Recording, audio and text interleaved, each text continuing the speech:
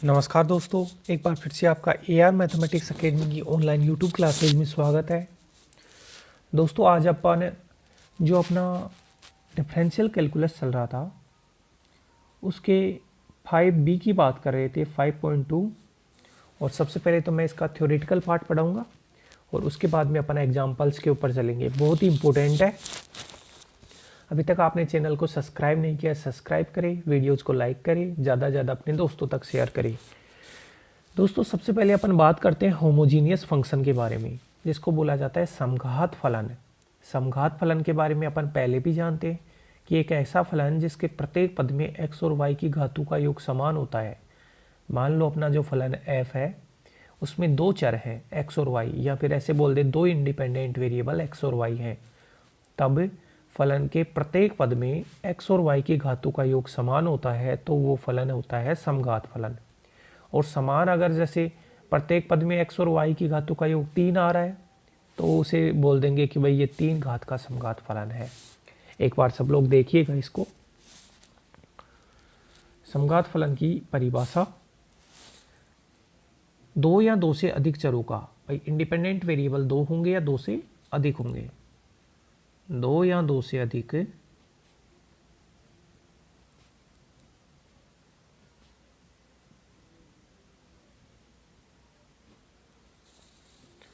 दो या दो से अधिक चरों का कोई फलन है,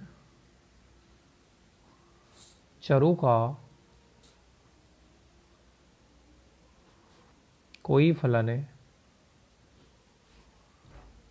f, दो या दो से अधिक चरों का कोई फलन f है, f इस प्रकार हो कि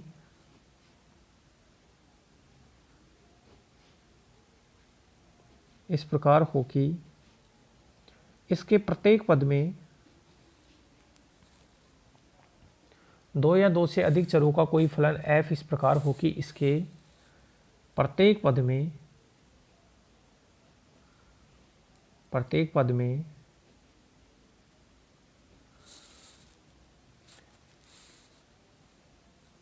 जैसे चर मान लो x y z आदि,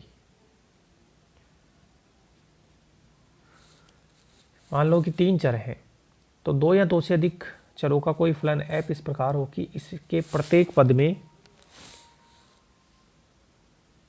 चरों की घातों का योग समान हो। जो भी चर अपने उपस्थित है उनकी घातों का योग क्या होना चाहिए? समान हो। चरों की घातों का योग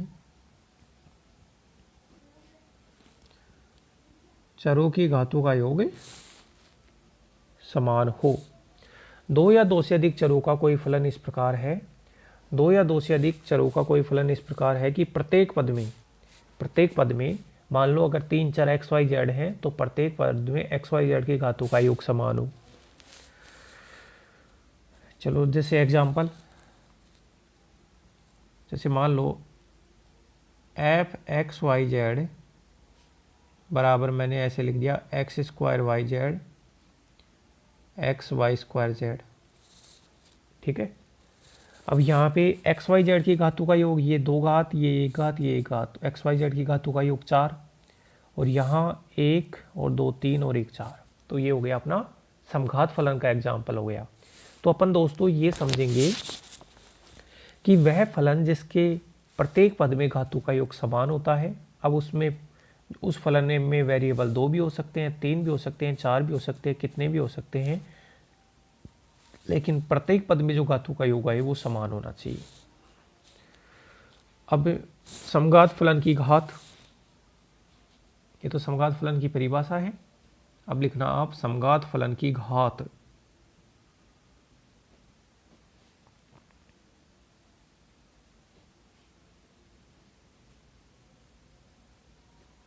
degree of A homogeneous function, degree of A homogeneous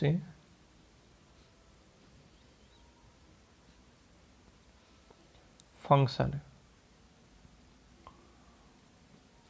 degree of A homogeneous function क्या होता है साहब डिग्री?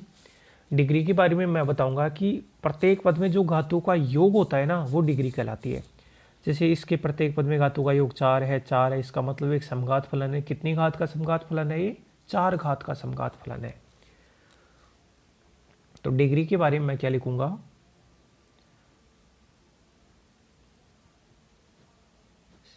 यदि समघात फलन के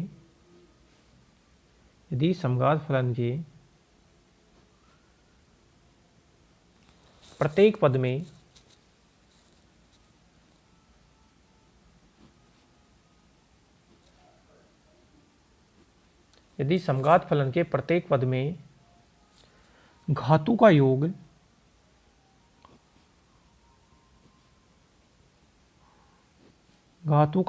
n हो तो n को समघात फलन की घात कहा जाता है। n को समघात फलन की घात कहा जाता है, या n घात का समघात फलन कहा जाता है, बात एक ही है। n को समघात फलन की घात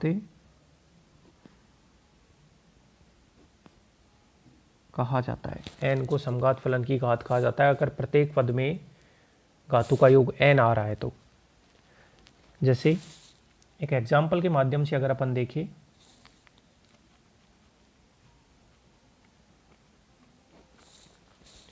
मान लो अपना दो चरों का कोई फलन है f(x, y).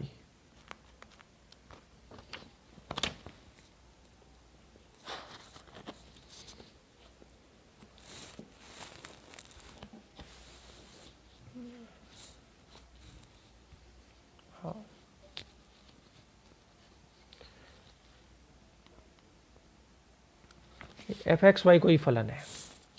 f(x, y) बराबर ऐसे है, मान लो a0 x की पावर n, मतलब घात n आई, फिर आगे a1 x की पावर n-1 y,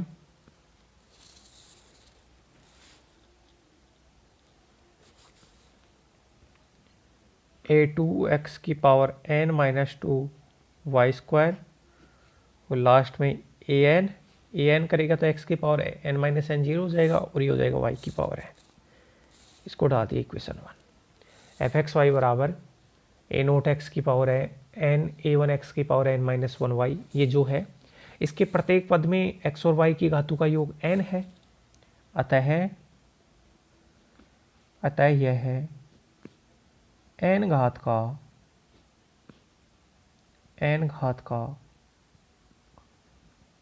समघात फलन है। भाई प्रत्येक पद में x और y की घातों का योग n है तो इसको ये बोल देंगे कि साहब ये n घात का समघात फलन है। इसे समघात फलन की घात कहा जाता है। चलो आप इसको कीजिए, फिर अपन आगे बढ़ते हैं।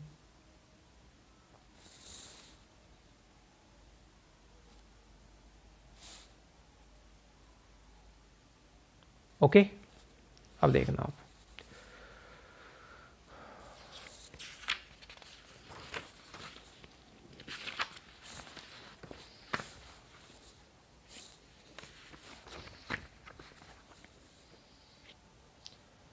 जैसे अभी आपने एक फलन के बारे में बात की, f(x, y) बराबर a0 x की पावर n, a1 x की पावर n-1, a2 x की पावर n-2,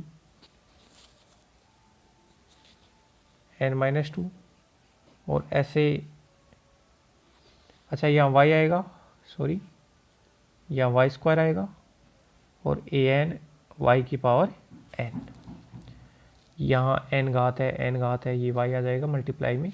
चलो ठीक है, आप एक काम कीजिए दोस्तों, इसमें से आप x की पावर n को कॉमन लीजिए, तो ये क्या बनेगा? a0 a1 y upon x बनेगा। क्योंकि यहाँ x की पावर n नहीं है तो x की पावर n बनाने के लिए x से ऊपर नीचे गुणा करूंगा तो नीचे तो x आ जाएगा, ऊपर x की पावर n हो जाएगा, और वो x की पावर n कॉमन में आ गया।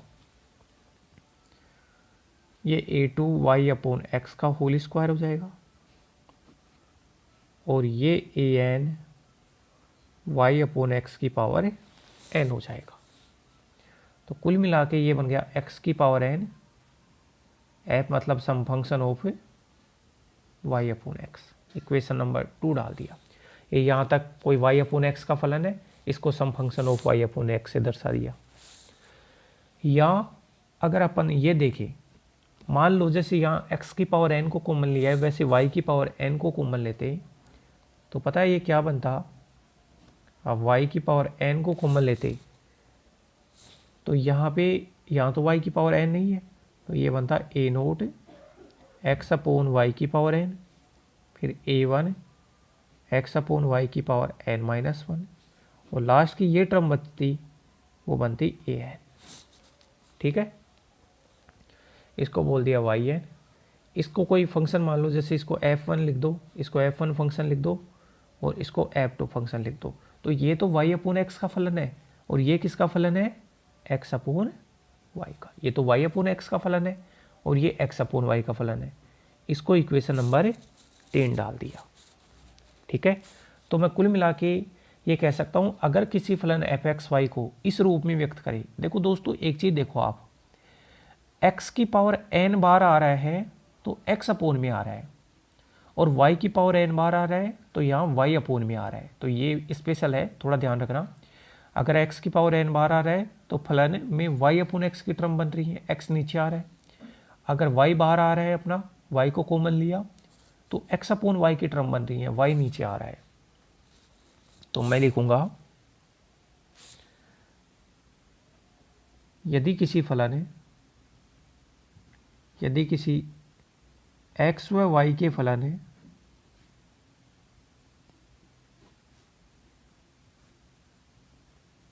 स्मॉल f को, यदि किसी x व y के फलन स्मॉल f को x की पावर n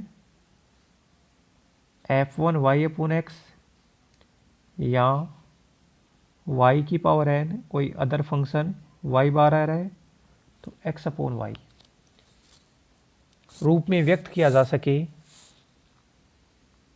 रूप में व्यक्त किया जा सके, तो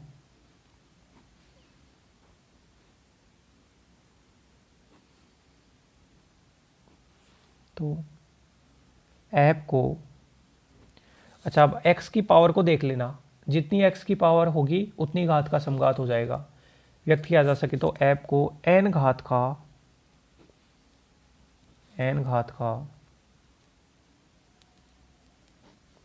समघात फलन कहा जाता है, n घात का समघात फलन कहा जाता है।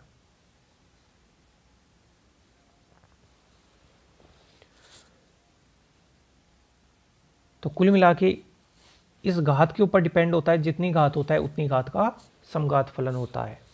तो दोस्तों, इस लेक्चर में अपन ने समघात फलन की परिभाषा देखी है, फिर समघात फलन की घात क्या होता है वो देखा है, और इसके बाद भी समघात फलन का ये जो रूपांतरण देखा है कि f(x,y) को x की power n function y upon x लिख सकता हूँ, या y की पावर n ले रहा हूँ तो x अपोन y लिखूँगा।